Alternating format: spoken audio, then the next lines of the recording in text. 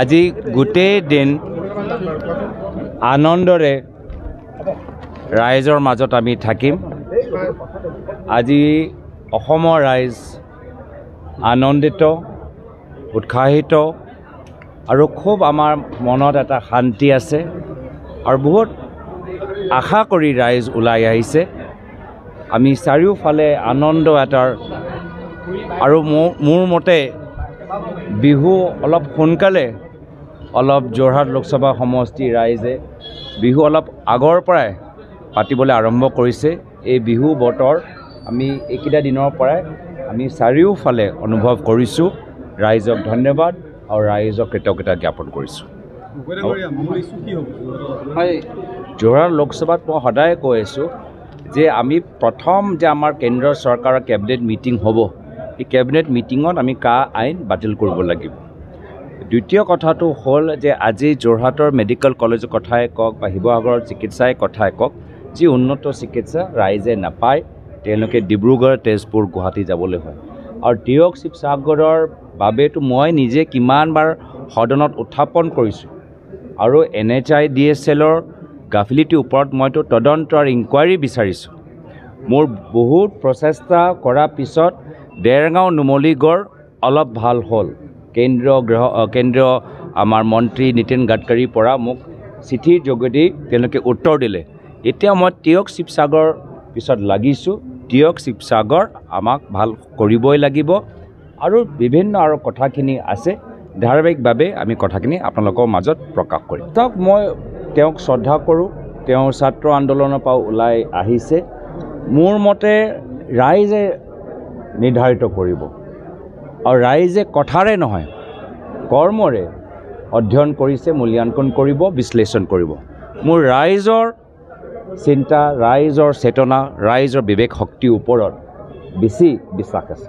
এই দুটা দিন আপুনি ঘূৰিছে, টিকটৰ পিছত যোৰহাট, কালি চৰাইদেউ আৰু আজি শিৱসাগৰ, ৰাইজৰ সঁহাৰি কেনে দেখিছে প্ৰত্যক্ষভাৱে?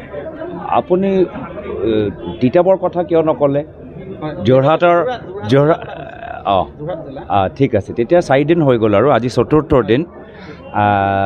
বহুত ভাল লাগিছে। মই কৈছোঁৱেই যে এইবাৰ উজনি অসমত ৰাইজে বিহু আগৰ পৰাই পাতিবলৈ আৰম্ভ কৰিছে।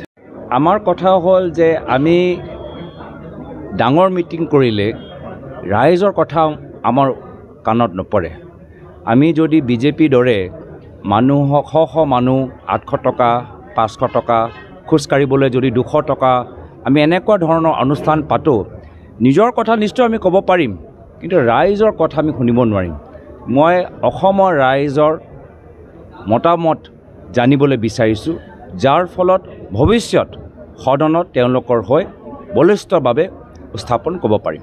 কিছু লোক এতিয়া যোৰহাটত আৰু টিয়কত এতিয়া কংগ্ৰেছৰ পৰা বিজেপিত যোগদান কৰিছে। আজি চাওক ইয়াত থাউৰাত কিমান মানুহ ওলাই আহিছে আৰু বিৰোধী ঐক্য মঞ্চত ৰাইজৰ দল, জাতীয় পৰিষদ, CPM, CPI পৰাও আমি যথেষ্ট সঁহাৰি পাইছোঁ। 2-3জন ব্যক্তি গ'লে জনসাধাৰণৰ যে আৱেগ, সেই আৱেগটো দুৰ্বল নহয়গৈ।